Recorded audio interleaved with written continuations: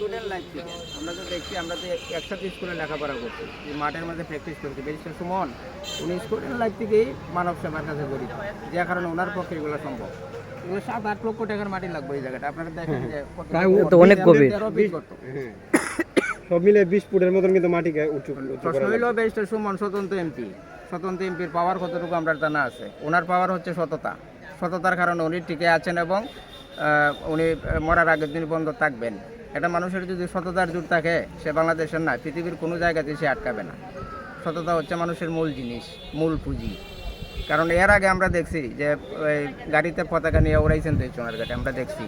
এনামুল্লাহ মোস্তফা সেই হিসাব, উনি ভালো লোক ছিলেন, ভাষা সৈনিক ছিলেন, উনি ক্যাবিনেট মিনিস্টার ছিলেন, কোনো কিছুই হয় নাই। সদ্য বিদায়ী আপনার পর্যটন মন্ত্রী, আজকে পর্যটনের জন্য ব্যারিস্টার সুমন এমপি মহোদয় অন্য মন্ত্রীর ফারুক খান মহোদয়ের দৃষ্টি আকর্ষণ করতে হয়, কিন্তু মাহবুব আলী সাহেবের তো দৃষ্টি আকর্ষণ করার প্রয়োজন ছিল না। উনি নিজেই মন্ত্রী, নিজেই অনুদান দিতেন, নিজেই করতেন, বিমান ও পর্যটক মন্ত্রী, কিন্তু ওই সব সাহসটা তো হয় নাই। আমরা তো বলছিলাম না যে আপনি এখানে একটা বিমানবন্দর করে দেন এই নদীতে, পুরাতন খোয়াই নদীতে। উনি যখন যাইতেন আমি নিজের চোখে দেখছি, উনি রুমাল গুজরে তারপরে যাইতেন এই দিতে। কেন? দুর্গন্ধে। কেন? উনি তো একটা মন্ত্রণালয়ের দায়িত্ব ছিল, উনি ইচ্ছা করলে পারতেন, কিন্তু এগুলা সৎ সাহস লাগে, বুকের ফাটা লাগে, অনেক বড় ফাটা লাগে। ব্যারিস্টার সুমন এমপি মহোদয়ের পক্ষেই সম্ভব। এবং আমি বিশ্বাস করি আগামী 40 বছরের যে উন্নয়ন কর্মকাণ্ড চুনারঘাট মাধবপুরে সাধিত হয় নাই, এই 5 বছরে আপনারা এর চেয়ে বেশি উন্নয়ন দেখবেন। যদি ওইটা চ্যালেঞ্জিং, তারপর উনি পারবেন। কেন পারবেন? উনি 100 টাকা পাইলে 90 টাকা খরচ করান। এটা গুরুস্থান হোক, মসজিদ হোক, মন্দির হোক, বাগান হোক, রাস্তা হোক। উনি বলছেন আপনারা 10 টাকা খাওয়া যাইতেছে, এর উপরে না। কিন্তু অন্যান্য সময় আমরা কি দেখছি যে 100 টাকার মধ্যে 30, 35, 40 টাকার কাজ হয়েছে, বাকি 60 টাকার হয় নাই। তাহলে উন্নয়ন কেমনে হইব?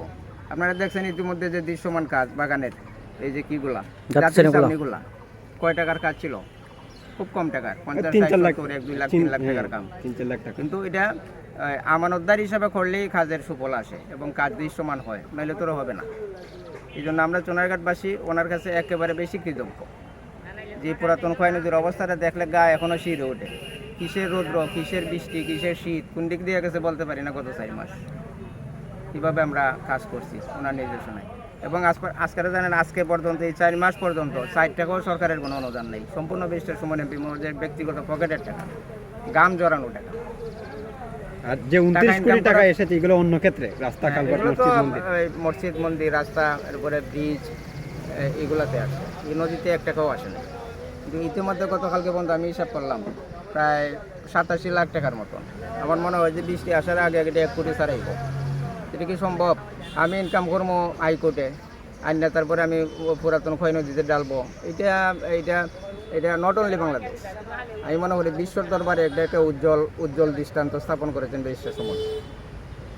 আমরা ওনার তো একটা দোয়া ছাড়া আর কিছু করার নেই। আমি যেটা সবসময় নামাজ কালাম পরে করি, যে ওনার ন্যাক হায়াত কামনা করি, সুস্থতা কামনা করি। কারণ উনি সুস্থ থাকলে সোনারঘাট মাধবপুরবাসী ভালো থাকবে এবং খুব ভালো থাকবে, আমি বিশ্বাস করি মনে প্রাণে। অসংখ্য ধন্যবাদ আপনাকে। এই সুপ্রিয় দর্শক, আমরা সরাসরি ছিলাম নদীর যে ডাক বাংলা রুটের পাশে যে সিএনজি স্ট্যান্ডে কাজ চলতেছে। আপনারা জানেন যে উপজেলা মুক্তিযোদ্ধা কমপ্লেক্স ভবনের উত্তর পাশে যে সিএনজি স্ট্যান্ডে, এটি প্রায় অনেক দিনে কাজ করে, কিন্তু এটা সরকারি ডাক বাংলা না, এটা ডাক বাংলা। তো এটা শেষ হয়ে গেছে। আর ইতিমধ্যে এটা সরকারি প্রতিষ্ঠানের সামনে ময়লা বাজারে, যেখানে ময়লা আশ্চর্যজনক বিষয় না।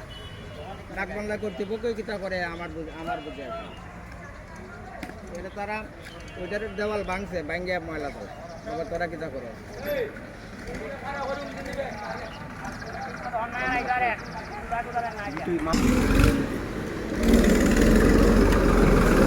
স্কুল একটা, খেলার মাঠ একটা, সুজা দেবিকা।